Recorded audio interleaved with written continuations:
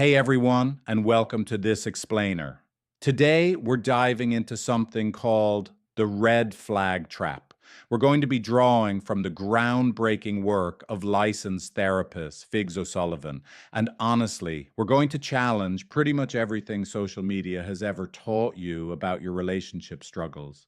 Because, instead of constantly diagnosing our partners, there's a really good chance we might be completely misinterpreting what's actually happening right there in our own living rooms. Okay.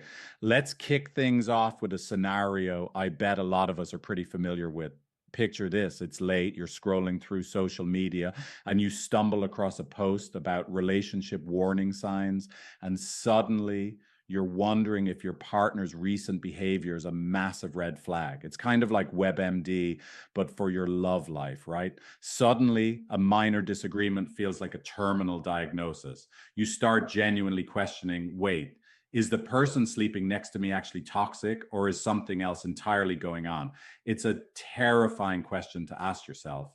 But as we're about to see, the internet might be feeding us the absolute worst possible answer. You know how social media works, right? Those algorithms are literally built to sell certainty and fear simply because that's what gets clicks. So what happens? We end up watching these snappy 60-second videos made by complete strangers who hand us a neat little checklist of buzzwords. If your partner gets defensive, well, the internet tells you they're a narcissist. If they showed intense affection early on, boom, love bombing. If they shut down during a fight, you're told it's emotional abuse. And before you know it, you are mentally packing your bags over difficult habits that pop psychology has completely falsely labeled as severe toxic traits. But okay, let's pause for a reality check here. O'Sullivan points out that yes, there absolutely are true red flags, things like domestic violence or financial coercion, but those make up about 10% of relationship distress. In those situations, they require a safe, immediate exit, no questions asked. But the algorithm has essentially taken survival advice meant for that 10% and infected the other 90% with it. For the vast majority of us, that other 90%, we aren't dealing with severe pathology at all. We're actually just looking at two scared people who are panicking because they don't know how to connect. So, to really figure out what's going on in that 90%, we've got to talk biology. We are a deeply interdependent species. We are literally biologically designed to bond. So our nervous systems are constantly quietly asking our partners, are you there for me? Or am I enough for you?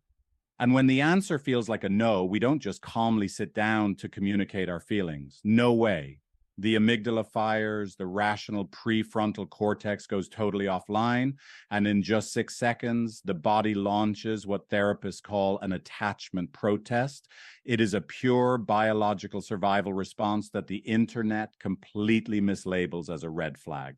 Now, these survival responses, they usually morph into two very common patterns. First up, we have the relentless lover. Their absolute core fear is abandonment. So they protest by reaching, criticizing, and demanding answers. But underneath all that noise, what they're secretly pleading is, please see me. Please do not leave.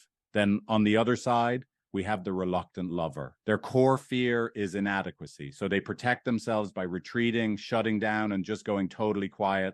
And they're secretly saying, I cannot bear to see that I am a disappointment to you. Listen, neither person is the villain here. Both of them are in absolute agony, just trying to survive their deepest fears. And this right here perfectly illustrates what relationship researchers call the pursue-withdraw cycle, or as O'Sullivan calls it, the waltz of pain. Let's break it down.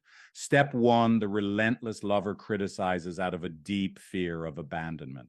Step two, that criticism directly hits the reluctant lover's wound of inadequacy, so they shut down just to survive the shame. Step three, that shutdown triggers even more abandonment panic, which escalates the criticism. See how that works? If you only look at one half of this waltz and diagnose it as toxic, you've identified the completely wrong enemy, and you practically guarantee that the pattern will never, ever heal.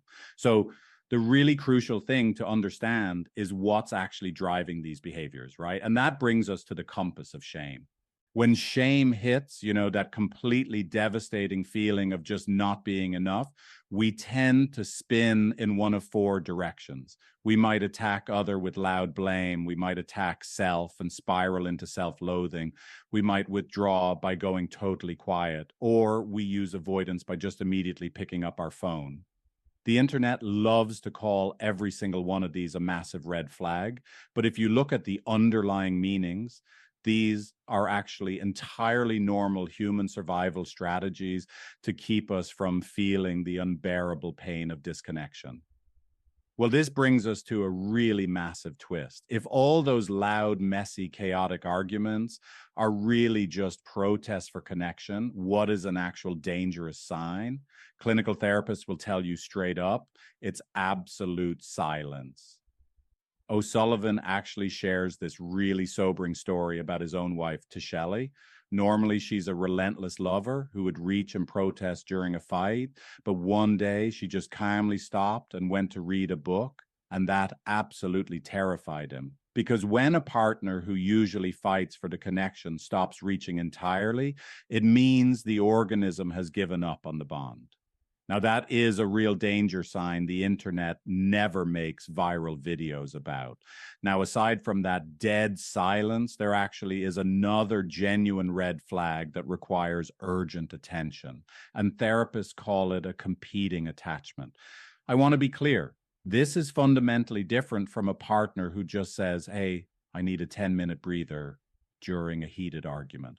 A competing attachment is anything a partner consistently turns to outside the relationship to soothe themselves or find comfort rather than turning toward you. It's a full withdrawal from the bond entirely, not just a protest from within it. And these competing attachments, well, they can take a lot of different forms. It could be relying on a couple of glasses of wine every single night just to alter consciousness. It could be a serious screen addiction, outside flirtations, constantly burying themselves in overwork, or even an overly attached parent. When a partner is constantly reaching for these exits, it shatters your nervous system's core required belief of I am your priority. And the harsh clinical reality is that couples therapy simply cannot succeed until that outside exit door is firmly closed. So, how do you actually navigate all of this? Well, you got to turn the flashlight inward. Your body keeps score, right? You're going to feel it in a tight chest, a clenched jaw, or that awful dread you get on a Sunday night. But here is a truly critical warning from O'Sullivan. When you are dysregulated and your prefrontal cortex is completely offline, almost everything feels like confirmation of your worst fears. Your fear is not your intuition, and your wound is not your wisdom. If you try to diagnose your partner from inside that dysregulated state, you aren't actually seeking the truth. You're really just gathering evidence for a prosecution. But look, there is immense hope here. Get this. Research shows that up to 75% of couples move from profound distress to recovery using emotionally focused therapy. That is huge. It proves that you are more than likely not dealing with some unfixable personality disorder. You're just dealing with two nervous systems locked in a deeply painful cycle of shame, protest, and retreat. And with the right framework, that dynamic is highly, highly fixable. And that brings us to the ultimate paradigm shift. The enemy is never your partner. The enemy is the cycle between you. A successful relationship is absolutely not defined by the absence of conflict. It's not about never, ever triggering each other. That's impossible. True success is defined by how quickly and safely you can move from disconnection back to connection. Love is supposed to hurt sometimes simply because love matters to us. The goal is just getting incredibly, incredibly good at repair. So, I'm going to leave you with one final really powerful challenge today. If you want to break the red flag trap, you have to drop the magnifying glass you've been holding over your partner's flaws and pick up a mirror instead. The real proof of work isn't scrolling through some checklist of toxic traits online. It's having the immense courage to ask yourself and your partner, what am I so afraid of and what do I actually need from you? Answering that single question is where the waltz of pain finally stops and where your real relationship truly begins.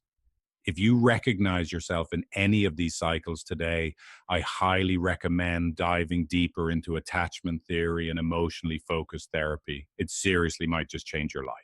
Thanks so much for hanging out and watching. If you want to work on this for real, try Figlet, my AI relationship coaching app. You can start for free, no credit card needed, at figlet.empathy.com.